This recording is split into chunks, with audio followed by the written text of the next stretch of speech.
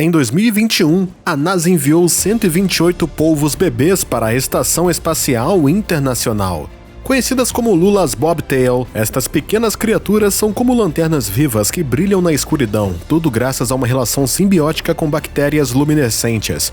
Os cientistas estão ansiosos para descobrir como é que elas se dão bem em gravidade zero e se conseguem manter a sua química intacta. Os humanos também têm uma relação única e intricada com outros organismos, como os micróbios. Embora esta ligação nos beneficie na Terra, no espaço as coisas podem tornar-se um pouco complicadas e temos que estar preparados. Mas as respostas a essas perguntas têm muitas vezes um custo. As lulas bebês não sobreviveram à sua aventura cósmica, foram congeladas antes de serem enviadas de volta à Terra, e não foi a primeira vez que as missões espaciais tiveram um desfecho infeliz para os nossos animais.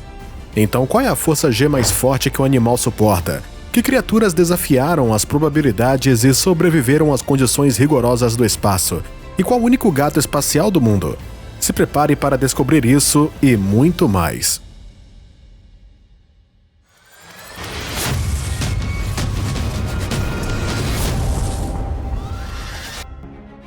Os primeiros seres vivos enviados de propósito para o espaço foram as moscas. Em 1947, foram lançadas a bordo do foguete americano V2 para estudar os efeitos da radiação a grandes alturas. O foguete subiu até 109 km e os insetos regressaram em segurança para a Terra dentro de uma cápsula. A radiação não prejudicou as moscas nem danificou o seu DNA. Essa descoberta sugere que os humanos também poderiam viajar para o espaço, mas antes que isso acontecesse, era necessário efetuar mais experiências. Assim, os cientistas decidiram testar os efeitos do espaço nas criaturas mais semelhantes a nós, os macacos. E assim começou a era dos macacos espaciais, conhecidos como macacos Albert. Em 48, o Albert I decolou para sua viagem, mas infelizmente ela foi interrompida. O macaco sufocou quando o foguete V2 atingiu uma altitude de 48 a 63 km. Alguns acreditam que a asfixia pode ter ocorrido dentro da cápsula, mesmo antes da decolagem. Um ano mais tarde, Albert II atingiu uma altitude impressionante de cerca de 133 km, mas teve um destino trágico ao aterrissar. Em 1949, a missão do Albert III terminou em desastre quando o foguete em que estava explodiu. Pouco tempo depois, o Albert IV enfrentou uma falha no sistema de paraquedas, levando a uma aterrissagem de emergência. E em 1951, o Albert V sofreu o mesmo destino devido a uma avaria no paraquedas. Mas ainda havia esperança. Yorick, também conhecido como Albert VI, atingiu com sucesso uma altitude de 44,7 milhas e aterrissou em segurança. No entanto, apenas 2 horas depois, devido ao estresse e à tensão sofridos durante a missão, o coração de Yorick parou. A dinastia Albert chegou ao fim, mas outros primatas continuaram a se aventurar no espaço, e alguns tiveram mais sorte. Entre eles, o mais famoso foi o chimpanzé chamado Ham. Com apenas 2 anos de idade, o macaco foi enviado para a base aérea de Holloman, no Novo México. Durante horas, os cientistas treinaram Ham para se sentar imóvel numa cadeira de metal e acionar as alavancas necessárias, imitando as tarefas que teria que fazer no espaço. Se as tarefas fossem executadas corretamente, o chimpanzé era recompensado com bolinhas de banana, e se Ham fizesse algo de errado, era castigado com choques elétricos de placas de metal presas às suas patas. O macaco também suportou horas de condições difíceis numa câmara de descompressão. Mas o verdadeiro desafio aconteceu durante o voo. Após o lançamento da nave espacial Mercury, o chimpanzé deparou-se com uma força de gravidade impressionante, 17 Gs em vez dos 9 previstos. Para pôr isso em perspectiva, os astronautas modernos suportam cerca de 3 Gs de força durante a decolagem. Com essa intensidade, o simples macaco de 16,8 kg sentiu-se como pesasse quase 285,7 kg. Durante 10 horas, Ham enfrentou as profundezas do espaço, cheio de terror e total solidão, antes de finalmente regressar à Terra, onde mais um novo desafio o esperava. Quando a cápsula de Ham aterrissou no oceano a cerca de 210 km da zona designada para aterrissagem, o escudo térmico partiu-se e perfurou a nave espacial. A água jorrou imediatamente pelos buracos. Quando a cápsula foi levantada do oceano por um helicóptero, 2 horas e meia mais tarde, já tinha absorvido cerca de 360 quilos de água.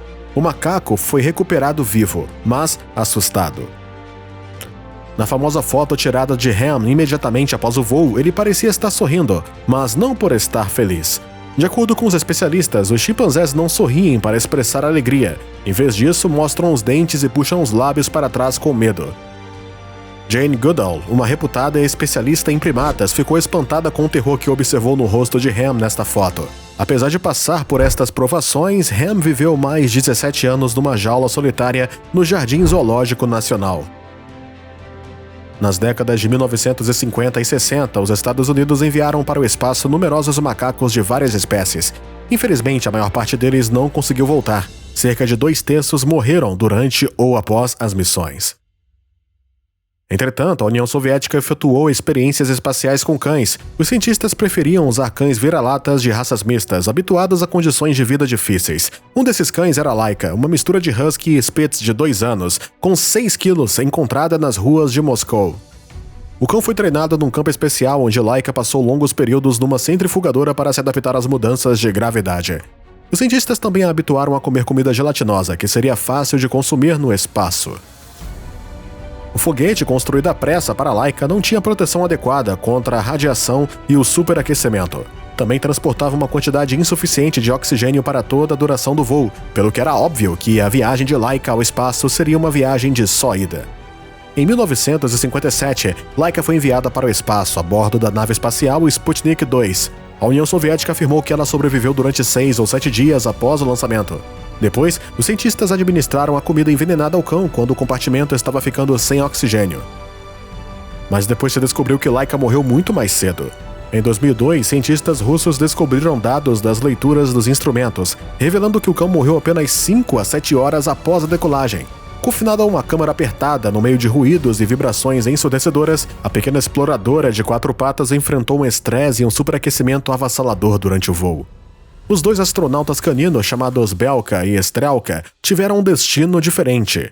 Em 1960, foram enviados para a órbita a bordo da nave espacial Sputnik 5.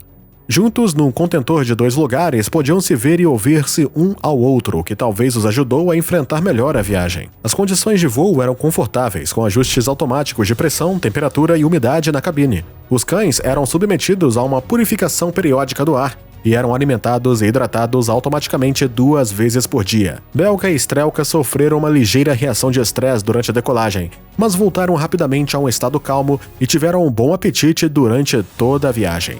Belka e Strelka regressaram em segurança à Terra, percorrendo uma distância total de 700 mil quilômetros. Após a viagem, viveram no Instituto de Aviação e Medicina Espacial até a velhice. Strelka chegou mesmo a dar à luz a 6 cachorros. Um dos cachorros, chamado Punchinka, foi oferecido como presente pelo líder soviético Nikita Khrushchev à filha do presidente John F. Kennedy, a Caroline, em 1961. Punchinka também teve filhotes e, de acordo com alguns relatos, os seus descendentes ainda vagueiam pela Terra atualmente. Ao contrário dos macacos e dos cães, os gatos não foram tão favorecidos para a exploração espacial. Na França, uma equipe de 14 animais foi treinada para os voos, mas apenas um gato vira-lata preto e branco de Paris conseguiu chegar ao espaço. Em vez de um nome, foi simplesmente designado como C-341. Os participantes na missão se abstiveram de dar nomes aos gatos para evitar apego e laços afetivos com o gato. Após testes exaustivos, foi o C-341 que foi escolhido para o voo. Antes do lançamento, foram implantados eletrodos para monitorar a sua atividade cardíaca e cerebral. Em 63, o foguete Veronica com um gato a bordo decolou para o céu e ficou em voo durante apenas 13 minutos. O animal teve que suportar o enorme ruído e as vibrações durante a decolagem, uma força gravitacional de 9,5 G durante a aceleração e cerca de 6 minutos de ausência de peso. Felizmente, voltou com vida. Após o voo, a gata espacial tornou-se brevemente uma heroína nacional na França, tendo-lhe sido dado o nome de Felicette. Mas 2 meses depois, Felicette foi sacrificada para que os cientistas pudessem estudar os efeitos do voo no seu cérebro. Um dos 11 gatos preparados para a missão morreu no lançamento mal-sucedido do foguete seguinte. Após o fim do programa, outros 9 foram submetidos à eutanásia. Apenas um gato teve sorte, mas apenas devido ao declínio da saúde após a implantação dos eletrodos, pelo que cientistas decidiram removê-los. Mantiveram a gata como mascote e deram a ela o nome de Scooby-Doo. Após uma série de acontecimentos infelizes, a prática de enviar animais para o espaço foi praticamente abandonada. Caracóis, peixes, sapos, medusas e tartarugas são atualmente mais utilizados em voos para a Estação Espacial Internacional e para distâncias mais longas. É mais fácil proporcionar condições adequadas a essas criaturas no espaço e elas permitem ainda as experiências necessárias. A investigação sobre o ouvido interno é feita com sucesso em caracóis, enquanto os estudos genéticos são feitos em peixes. Mas mesmo com esses animais, o seu tempo de vida continua a ser reduzido devido a todas as experiências. Em 1973, duas aranhas de jardim europeias chamadas Arabella e Anita embarcaram numa viagem espacial a bordo da estação Skylab da NASA. A sua inclusão da missão resultou de uma sugestão da estudante Judy Miles, que estava curiosa sobre a forma como as aranhas teceriam teias em microgravidade, algo que a NASA considerou intrigante. No início, as aranhas tiveram dificuldade em criar as suas teias, resultando em estruturas espessas e pouco convencionais. Mas, com o passar do tempo, elas se aclimataram à ausência de gravidade e começaram a tecer teias notáveis. As aranhas não conseguiam pegar presas porque não havia insetos que voassem livremente, como moscas ou mosquitos, na estação espacial. Para garantir a sua sobrevivência, os astronautas alimentaram com pedaços de bife e outras carnes, mas apesar de tudo, essa dieta não substituiu totalmente as presas que esses predadores normalmente comem. Assim, passado cerca de um mês, Arabella e Anita faleceram. Mesmo algumas das criaturas mais resistentes da Terra, como os tardígrados, muitas vezes não conseguem resistir às viagens espaciais. Em 2007, um grupo de investigadores europeus enviou um lote de tardígrados para a órbita da Terra, mas aqui está a reviravolta. Não estavam dentro de um foguete, estavam fora dele. Essas pequenas criaturas passaram 10 dias no espaço aberto e, surpreendentemente, 68% delas sobreviveram. Infelizmente, quase um terço delas não conseguiram suportar as duras condições do espaço. No futuro, podemos descobrir formas inovadoras de explorar o espaço sem nos basearmos nos métodos tradicionais. Os animais que perderam suas vidas durante essas experiências serão para sempre honrados como heróis da exploração espacial. O seu sacrifício ajudou a gente a evitar perdas humanas significativas e a melhorar a segurança de futuras missões. Você acha que é moral usar animais para investigações espaciais? Fala pra gente o que você acha nos comentários. Fique atento às coisas incríveis acontecendo no nosso mundo e no universo que nos rodeia. Obrigado por assistir.